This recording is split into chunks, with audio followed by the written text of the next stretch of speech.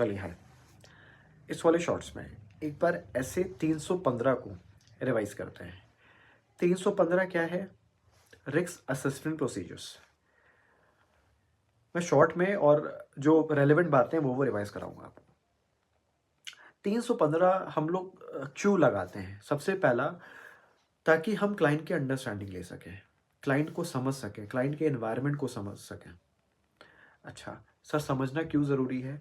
देखो, समझेंगे नहीं तो स्ट्रैटेजाइज नहीं कर पाएंगे, प्लानिंग नहीं कर पाएंगे। ठीक है। अच्छा, इसी को हम लोग रिस्क असेसमेंट प्रोसीजर्स भी बोलते हैं, रैप भी बोलते हैं। अच्छा, अब रैप करने के, क्लाइंट की अंडरस्टैंडिंग लेने के मेरे पास 4 प्रोसीजर्स हैं। फिर से बोल रहा हूँ, ऐसे 315। Identifying assessing रोमम through understanding the entity and its environment, ये इसका नाम है, लेकिन प्यार से हम लोग इसको रैप बोलते हैं, रिस्क असेसमेंट प्रोसीजर्स।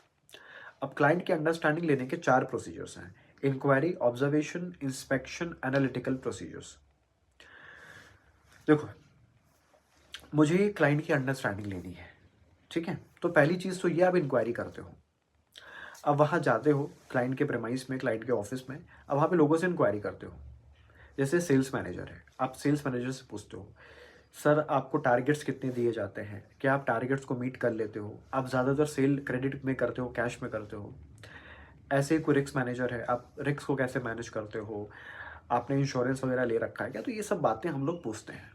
ऑब्जर्वेशंस का मतलब, हम लोग चीज़ें ऑब्जर्व करते हैं कि जो क्लाइंट ने पॉलिसीज़ बना रखी है, जो क्लाइंट ने इंटरनल कंट्रोल्स बना रखे हैं, जो क्लाइंट ने एसओपीज़ बना रखे हैं, क्या वो चीज़ें फॉलो हो रही हैं कि नहीं हो रही हैं। इंस्पेक्शन, हम लोग डॉक्यूमेंट्री वेरिफिकेशन करते हैं। जैसे क्लाइंट ने बोला कि सर, ये जो हमारा ऑफिस है ये हमारा रेंट में है, ठीक है। तो हम क्लाइंट से रेंट एग्रीमेंट लेते हैं अंडरस्टैंडिंग लेने के लिए कि भाई कितने टर्म्स का है, कितने टाइम का है, ओनर कौन है, रेंट कितना जाता है, ठीक है। लास्ट में फिर एनालिटिकल प्रोसीजर्स। एनालिटिकल प्रोसीजर वैसे भी अलग से इसका एक स्टैंडर्ड है।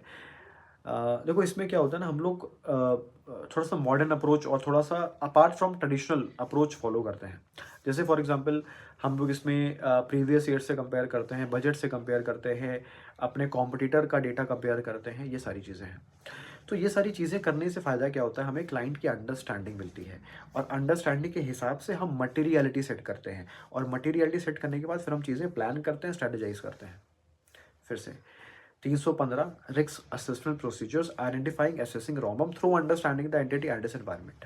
4 प्रोसीजर्स हैं: इंक्वायरी, ऑब्जर्वेशन, इंस्पेक्शन और एनालिटिकल प्रोसीजर। सॉरी, होपफुली आपने शॉर्ट्स में इसको रिवाइज किया होगा। Thank you.